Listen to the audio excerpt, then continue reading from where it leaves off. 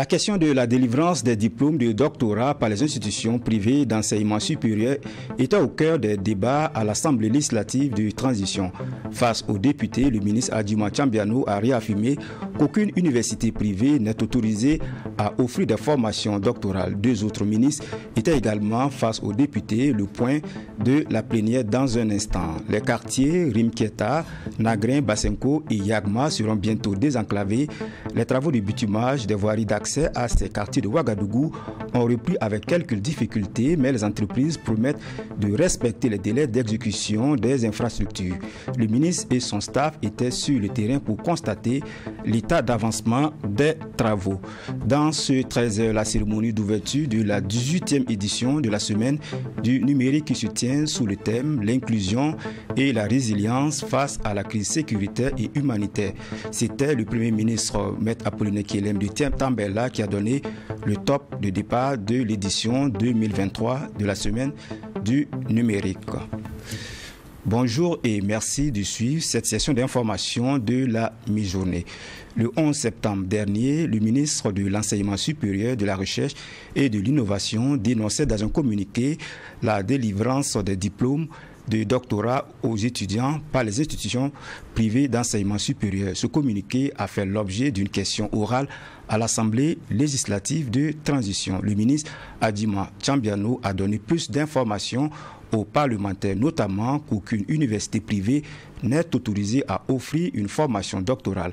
En plus du ministre de l'Enseignement supérieur, les ministres chargés de l'Éducation et celui de l'Emploi ont également été interpellés sur les questions sur les actions entreprises par leurs départements respectifs. On fait le point avec Alexis Wenkouni Belemnaba.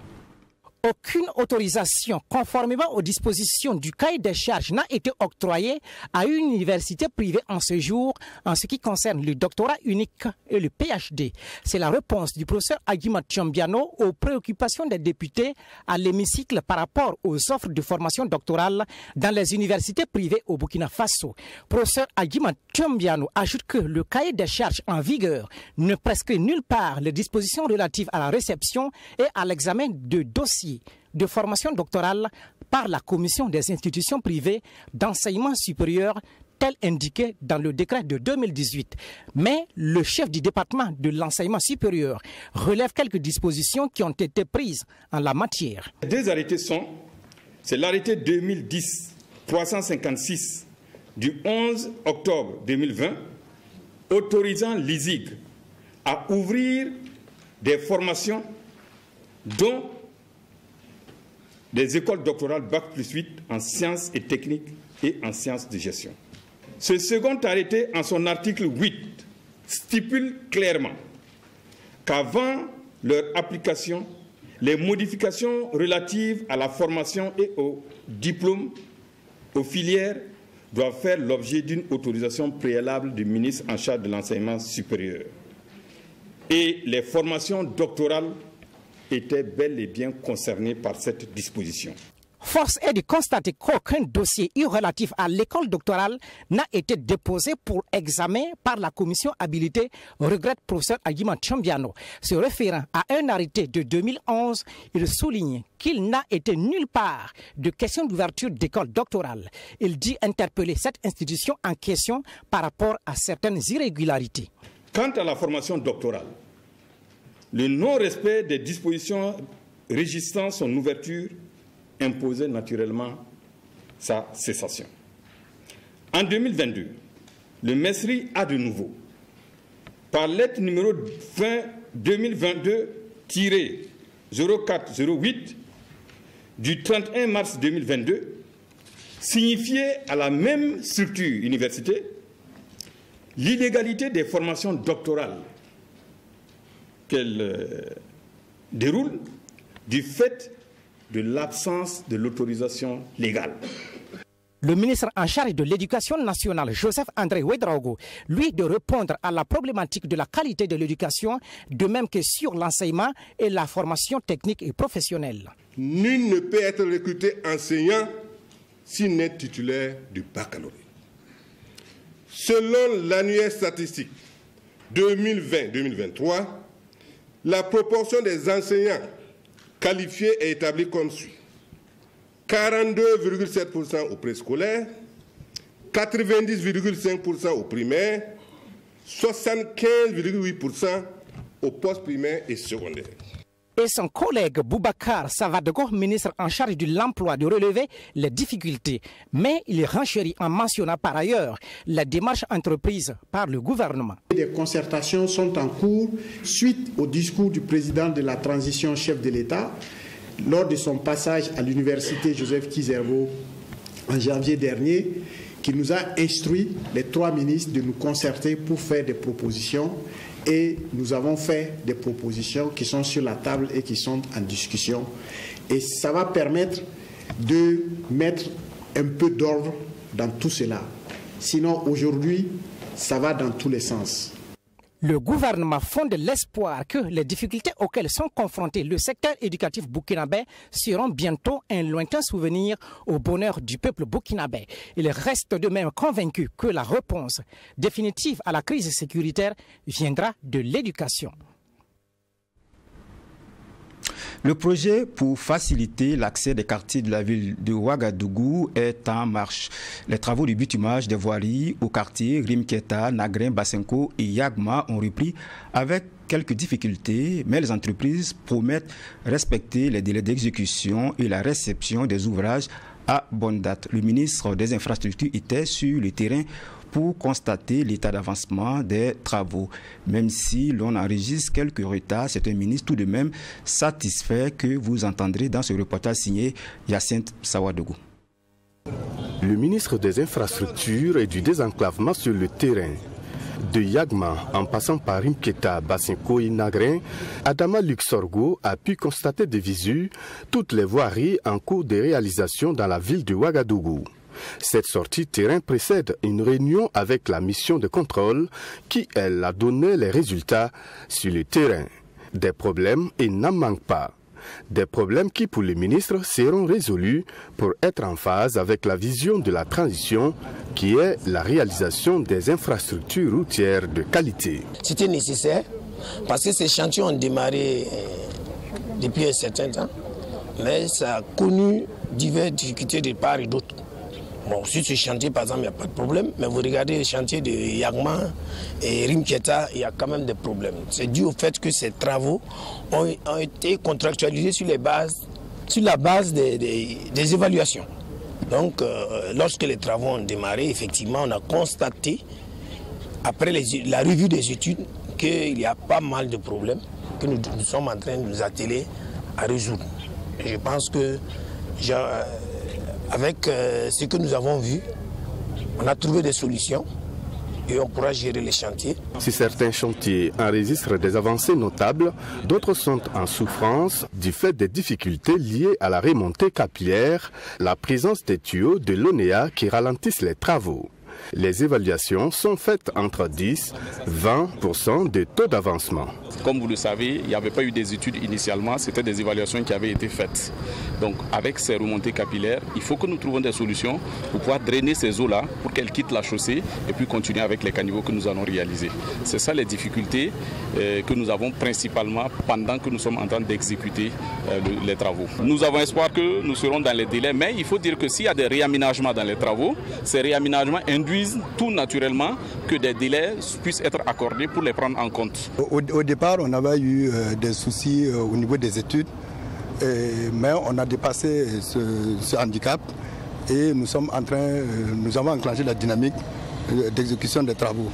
Donc on n'a plus de contraintes majeures, à part quelques-unes liées aux concessionnaires et aussi au rite traditionnel pour pour déplacer des tombes qui sont sur l'emprise. Et certains ministres satisfaits de l'avancement des travaux, mais à la fois n'excluent pas le retard déjà accusé par les entreprises.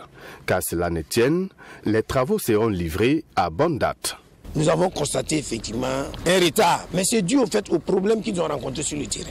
Parce qu'après coup, nous au départ on pensait que c'était les entreprises qui n'étaient pas performantes, mais en réalité, c'est des problèmes qu'ils ont rencontrés sur le terrain. Et ce sont ces problèmes que nous sommes sortis pour voir et pour résoudre en même temps, allier les deux, ce que nous ont présenté et ce que nous avons vu sur le terrain.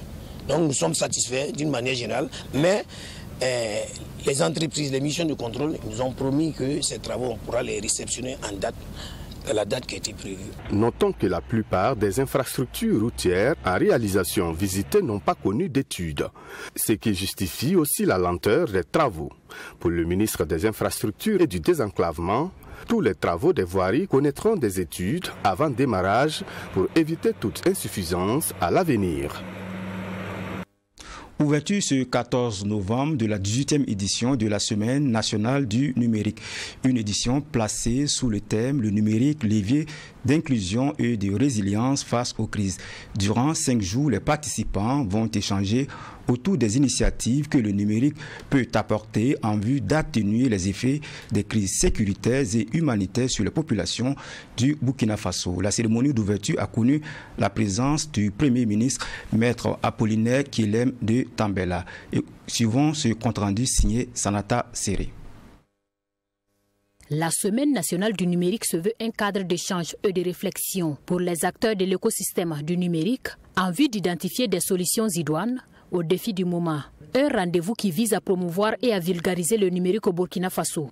Cette année, la Semaine nationale du numérique offre l'occasion aux acteurs de la défense, de l'action humanitaire, de la santé, de l'éducation et de la sécurité d'échanger autour des initiatives soutenues par le numérique afin d'atténuer les effets des crises sécuritaires et humanitaires au Burkina Faso, selon la ministre en charge de l'économie numérique.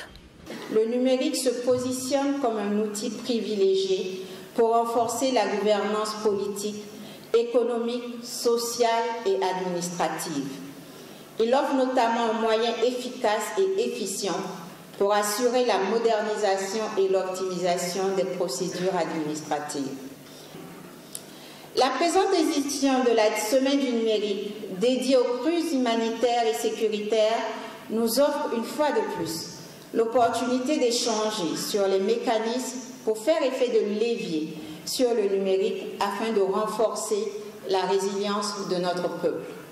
Le numérique, levier d'inclusion et de résilience face aux crises, c'est le thème qui fera l'objet d'échanges lors de cette édition 2023 de la Semaine nationale du numérique. Pour le ministre en charge de la Défense, Kassoum Koulibaly, parrain de cette édition, ce thème vient en temps opportun, surtout au regard de la crise multidimensionnelle qui sévit au Burkina Faso. Notre pays fait face depuis quelques années à une crise multidimensionnelle aux conséquences préjudiciables à nos populations et l'ensemble des forces de défense et de sécurité et des volontaires pour la défense de la patrie. Toutes les solutions sont prospectées et le numérique constitue sans nul doute un important outil pour le renforcement de la résilience des populations. Aussi, le thème de cette 18e édition de la Semaine du numérique, le numérique, levier d'inclusion et de résilience face aux crises, est d'une pertinence certaine en ce qu'elle touche une réalité que nous vivons tous les jours que Dieu fait. Nul besoin de rappeler ici les enjeux des technologies de l'information et de la communication en période de crise comme celle que vit notre pays, le Burkina Faso. Ce sont au total 4 sous-thèmes qui seront développés au cours de cette rencontre annuelle sur le numérique. Il s'agit notamment d'éthique et défis sécuritaires, le numérique pour une éducation de qualité en faveur des personnes déplacées internes et les technologies numériques et gestion de l'information en période de crise. Cette cérémonie d'ouverture a connu la participation effective de la délégation de la République du Mali, pays invité d'honneur de cette 18e édition de la Semaine nationale du numérique. Le secrétariat général du gouvernement a procédé au lancement de la 2e session de formation des cadres de l'administration publique impliqués dans l'élaboration des documents du Conseil des ministres. Une session qui a pour objectif de donner des rudiments nécessaires aux participants pour plus d'efficacité dans l'exercice de leurs fonctions. Le compte rendu est signé Mami Driana Kamambo. Ils sont 4 impliqués dans la production des dossiers des conseils des ministres, ceux chargés de manager les équipements au sein du département ministériel et des 4 nouvellement nommés qui prennent part à cette session de formation. L'objectif est de renforcer leurs connaissances sur les techniques et méthodologies d'élaboration des documents destinés au Conseil des ministres, notamment les rapports et les communications orales. Ceci dans le but d'améliorer la qualité du travail gouvernemental. Il s'agit donc de nous permettre en tant que structure organisant les dossiers du Conseil des ministres de partager avec ces nouveaux acteurs l'harmonisation sur la production des documents. Il s'agit pour nous de permettre à ces cadres de pouvoir partager un peu leurs difficultés et leurs expériences. Et comme nous l'avons dit aujourd'hui, il s'agit pour nous aussi de permettre à ceux qui ont longtemps conduit donc notre administration de partager leur forte expérience avec donc la jeune génération pour nous permettre de ne plus refaire les mêmes erreurs. Mais j'allais dire de bâtir sur ce qui est déjà fait pour gagner davantage du temps et permettre à notre administration d'être davantage plus efficace. La crise sécuritaire que vit le Burkina Faso a entraîné des dysfonctionnements dans la délivrance des services sociaux de base et même son absence dans certaines localités. Et au regard des attentes croissantes des citoyens vis-à-vis de l'administration publique, le secrétaire général du gouvernement et du Conseil des ministres invite ces 4 à redoubler d'efforts afin d'apporter des réponses à la hauteur des défis. Davantage, il y a plus de synergie entre les responsables qui sont nommés et les équipes. Parce que vous savez bien que la communication, le management aujourd'hui est un élément important d'atteindre donc des résultats. Et comme nous l'avons dit, nous sommes dans une situation donc de crise, nous sommes dans une situation où les ressources sont rares et naturellement nous devrons travailler davantage à plus d'efficience dans la conduite donc de l'action publique par les différents responsables. Améliorer la connaissance et la responsabilité des 4 en situation de crise, améliorer les connaissances des 4 sur les objectifs de la transition et les priorités du gouvernement, ainsi que renforcer le leadership et management des différents responsables de l'administration publique sont entre autres les objectifs recherchés à travers cette session de formation. Dans le cadre de la lutte contre la dengue, le chikungunya et la fièvre jaune, le Burkina Faso peut compter sur son partenaire, la Russie. Une délégation médicale russe a eu une séance de travail avec le ministre chargé de la Santé dans le cadre de la riposte contre ces maladies. Mais avant, l'équipe médicale russe a pu visiter le laboratoire national de référence de Bobo-Dioulasso et le CHU Ouédraogo. La délégation a pu constater les activités menées dans le cadre de la lutte contre la dengue. En fin de mission, c'est un bilan satisfaisant que dresse le ministre de la Santé, Robert Lucien Kargougou. C'est avec Dorothée Bambara et Andrea Djigende. Dans le cadre de la riposte contre la dengue, le ministère en charge de la Santé a reçu une mission médicale russe. Durant la mission, plusieurs activités telles que des séances de formation, des sorties de terrain, notamment à Bobo-Dioulasso, pour la visite du laboratoire national des références fièvre hémorragique. Il s'agit du laboratoire qui permet de confirmer les dépistages de la dengue, du chikungunya et de la fièvre jaune. Au cours de cette visite, les techniciens burkinabés et russes ont travaillé conjointement afin de renforcer les capacités diagnostiques du laboratoire. Après Bobo-Dioulasso, le ministre et ses hôtes étaient dans certaines formations sanitaires à Ouagadougou. Nous avons eu des visites terrain à Ouagadougou, au niveau de certaines formations sanitaires comme Yalgado, au niveau de l'Agence nationale de sécurité sanitaire de l'environnement, de l'alimentation et du travail. Là aussi, les équipes conjointes ont pu travailler. Et hier soir, nous avons effectué une visite terrain qui nous a permis de voir comment la pulvérisation intradomiciliaire et la pulvérisation spatiale se met en place pour lutter contre la dengue. La délégation médicale russe a fait don de matériel de santé en vue de permettre un dépistage rapide des virus responsables des maladies concernées. La partie russe nous a fait un don de kits de réactifs qui devrait nous permettre de renforcer nos capacités pour diagnostiquer la dengue, le chikungunya, la fièvre jaune. Elle nous a aussi donné des combinaisons individuelles, des équipements de protection individuelle, parce que vous savez que dans les laboratoires, il faut pouvoir se protéger, il y a des procédures rigoureuses. Et nous avons aussi bénéficié d'insecticides pour pouvoir continuer à mener la riposte en termes de pulvérisation. Selon le ministre de la Santé Jean-Claude Kagourou, la délégation russe a marqué la disponibilité de son pays pour accompagner le Burkina Faso dans la lutte contre la dengue. Après 4 ans d'arrêt des activités du train voyageur, le train va siffler à nouveau le 17 novembre entre Abidjan et Ouagadougou. En tout cas, c'est ce qui est annoncé. Cette reprise suscite beaucoup d'espoir chez bon nombre de personnes qui mènent des activités commerciales aux alentours de la gare ferroviaire. Notre reporter Diassi Boboba a tendu son micro à quelques commerçants de la gare de train de Ouagadougou. La reprise du train voyageur Abidjan-Ouaga a été annoncée pour le 17 novembre prochain après 4 ans d'interruption. L'arrêt du train voyageur a occasionné beaucoup de difficultés tant bien pour les voyageurs que pour les commerçants de la capitale. En effet, les commerçants installés autour de la gare ferroviaire de Ouagadougou ont vu leur chiffre d'affaires chuter depuis l'arrêt du trafic du train voyageur. Senabo Sawadougou ainsi que d'autres commerçants, tous tenanciers de commerce à la gare de train, disent vivre des moments difficiles.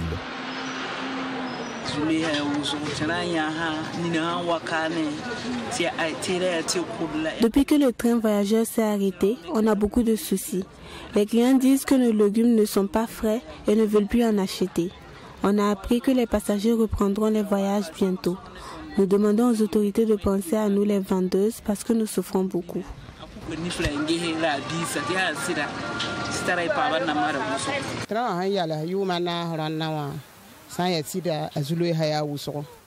Depuis 4 ans que le train voyageur s'est arrêté, nous ne gagnons même plus la marchandise pour vendre. Nous sommes confrontés à beaucoup de difficultés. Les clients ne viennent plus ici. Depuis qu'ils savent qu'il n'y a plus de train, nos marchandises restent invendues vu que les gens ne s'intéressent plus à la gare. Le train à l'arrêt, il n'y a plus d'activité, il n'y a plus de passagers. Et donc, évidemment, ça va jouer sur nos chiffres d'affaires. Donc, franchement, c'était vraiment la désolation. Vraiment, le train voyageur, ça nous a vraiment causé beaucoup de pertes dans les affaires, oui. À en croire Daouda Tarnagda, la reprise était annoncée pour le 2 novembre 2023, puis le 9 novembre. Il avoue maintenant être dans le doute avec plusieurs annonces. On a un groupe grâce auquel nous avons appris la nouvelle de la reprise du voyage des passagers à la date du 17. Cela nous réjouit énormément. Nous ne serons convaincus que lorsqu'on verra le train arriver à la gare.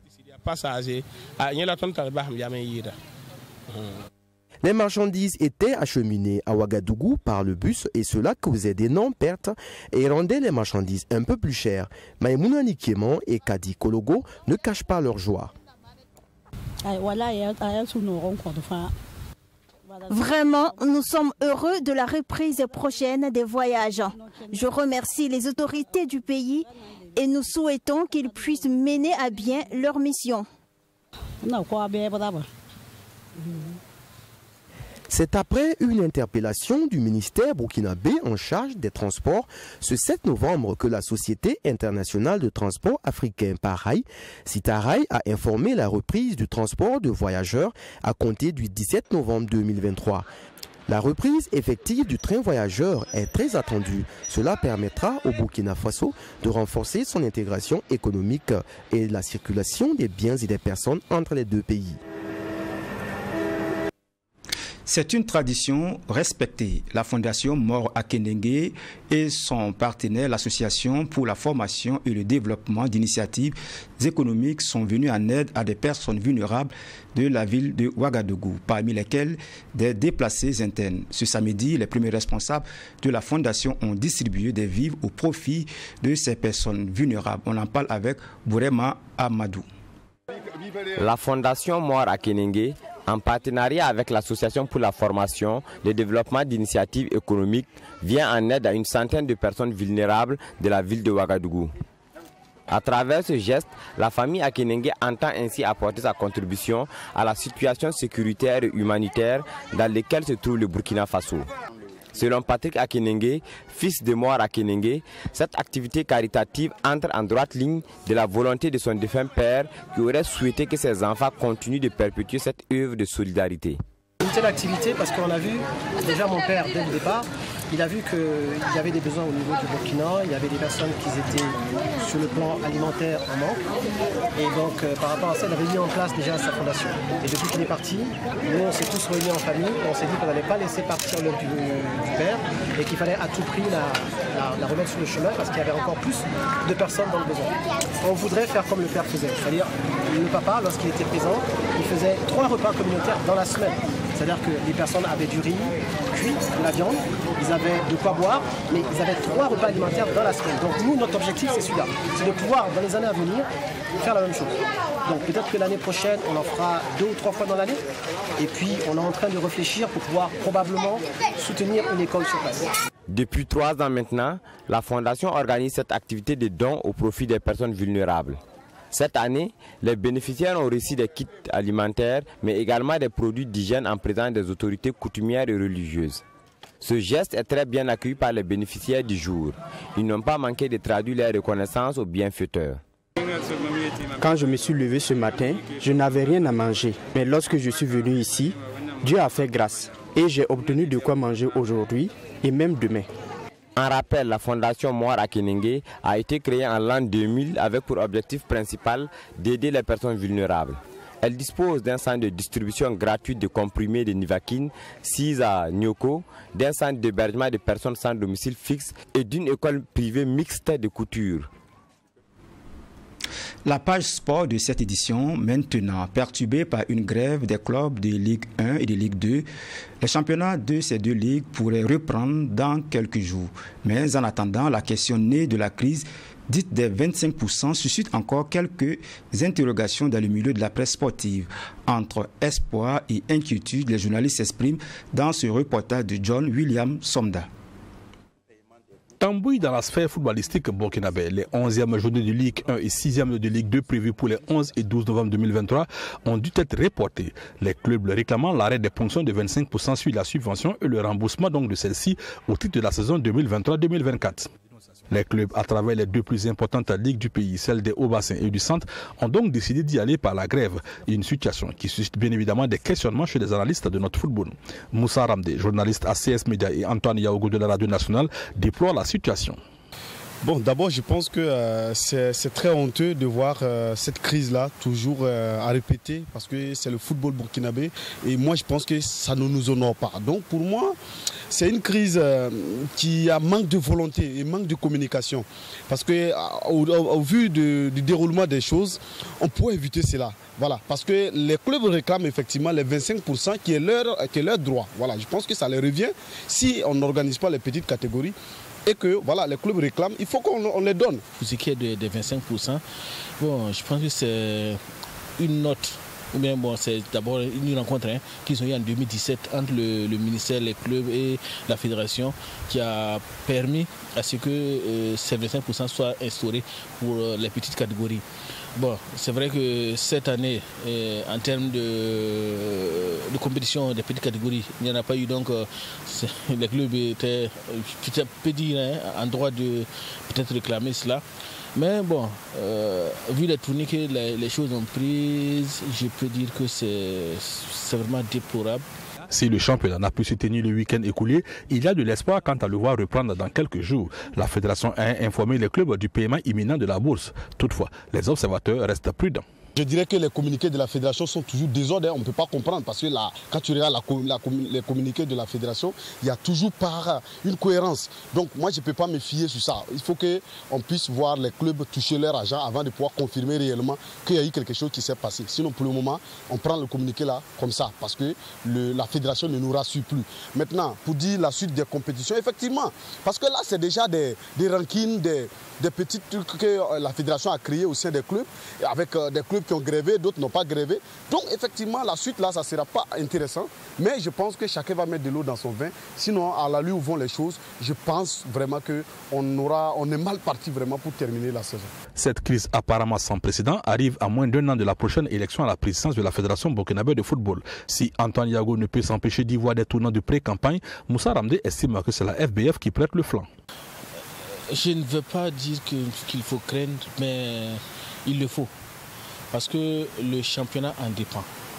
Donc si déjà il y a certaines frictions entre les ligues ou bien même les clubs et la fédération, ça veut dire que ça va empiéter sur le championnat. Déjà qu'on a perdu une journée. Bon, ce que tout le monde voit, c'est, je vais me permettre de dire quelque chose, hein, c'est déjà, je vois déjà une pré-campagne. Bon, je pense que c'est à la fédération de ne pas donner raison à ces personnes. Parce que même si les intentions sont dues à cela, mais il ne faut pas donner raison. J'ai toujours dit, il ne faut pas donner le fouet de se faire fouetter. Quand les clubs ont réclamé les 25%, ça coûte quoi à la fédération de s'asseoir et puis écouter ces clubs-là et puis ensemble, ils vont trouver un terrain d'entente. Si ça n'a pas été fait, bon, il va de soi qu'effectivement, certains profitent effectivement pour pouvoir manœuvrer les choses. Mais dire que c'est des trucs de campagne électorale, je dirais tout simplement ici qu'il faut d'abord que les faits ne donnent pas raison aux manifestants ou bien ne donnent pas tort à la fédération. Comme en 2001, le football burkinabé traverse une crise à 2 mois de la CAN. Pour éviter de devoir revivre le scénario catastrophique de Ségou, les différents acteurs du football burkinabé se doivent de parler le même langage. Une débâcle à Bouaké pourrait exacerber la crise et plonger le football burkinabé dans des lendemains sans issue. Coupe du monde U17, deuxième défaite des étalons cadets dans cette compétition. Les poulains de Brahima Traoré ont été battus par les cadets américains aujourd'hui par le score de 2-1. Une défaite qui compromet sérieusement les chances de qualification des étalons pour la suite de la compétition. Il faut dire que le 3e match des étalons et dernier dans cette compétition, ça sera contre la Corée du Sud le 18 novembre prochain. Cette fois-ci, nous parlons éliminatoire Coupe du Monde 2026. Les étalons vont affronter ce 17 novembre du côté du Maroc, la Guinée, Bissau. Et 3 jours plus tard, les poulains de Hubert Velid vont croiser les crampons avec l'Éthiopie. Notre envoyé spécial Assami Touré a assisté à la première séance d'entraînement des étalons. Nous sommes effectivement à Marrakech, la ville Okor, avec les étalons dans le cadre des éliminatoires de la Coupe du Monde 2026. Logés dans le groupe A, les étalons débutent ces éliminatoires en affrontant la Guinée-Bissau le 17 novembre même ici au grand stade de Marrakech et 3 jours plus tard, ils joueront l'Éthiopie à Al-Jadida. On a travaillé déjà la remise en route du groupe, un peu physiquement déjà, aussi l'aspect tactique dans un deuxième temps, notamment au milieu de terrain et dans la ligne défensive. Et puis on a fini par une bonne opposition, c'est une très bonne séance, assez longue, assez dure. Il restera 2 jours de préparation encore, surtout tactique, mais plus légère au niveau du volume, ce sera moins volumineux qu'aujourd'hui. Tous les joueurs sont déjà présents à Marrakech. Bertrand Traoré, le capitaine, Issoufou Dayo, Hervé Kofi, Adama Nagalo, Adama Gira, Cédric Badolo. Le groupe au complet s'est entraîné ce mardi. La première séance d'entraînement a été assez relaxe et bon enfant pour se réveiller les muscles. Ça fait toujours plaisir de revenir en sélection. On a voyagé, donc tout le monde un peu. Donc oui, c'est bien d'être ici. On s'entraîne bien, les conditions sont très bien, donc oui, je suis toujours content. Edmond Tapsoba est le seul joueur attendu ici même ce soir à Marrakech pour que le groupe soit au grand complet. Mais Hubert Velud se dit satisfait déjà d'avoir ces éléments à 3 jours de ce match pour débuter le stage. C'était une grande motivation comme toujours, comme vous le savez. C'est un groupe qui se connaît très bien puisque vous avez pu constater qu'il a très peu bougé, très peu changé. Donc forcément que ce soit au niveau humain ou au niveau tactique et technique, il y a des affinités. Donc bien sûr que tout le monde est très heureux toujours de se revoir, mais aussi très motivé pour cette première phase de qualification en Coupe du Monde, ce premier regroupement qui concerne la qualification en Coupe du Monde. Donc on connaît l'importance toujours du début des phases de qualification, que ce soit en CAN ou en Coupe du Monde, toujours très important de bien débuter. Un rappel dans le groupe A, en plus de Burkina Faso, l'Éthiopie, la Guinée-Bissau, on a l'Égypte, le Djibouti et la Sierra Leone. Après 11 ans de contrôle par les groupes indépendantistes de l'Azawad, la ville de Kidal est passée ce 14 novembre sous le contrôle des FAMA grâce à un raid mené depuis quelques jours par les forces combattantes du Mali. Les autorités de transition du Mali avaient fait de la reconquête du pays une priorité. La reprise de la ville de Kidal est célébrée à Bamako. Le Mali célèbre la prise de Kidal.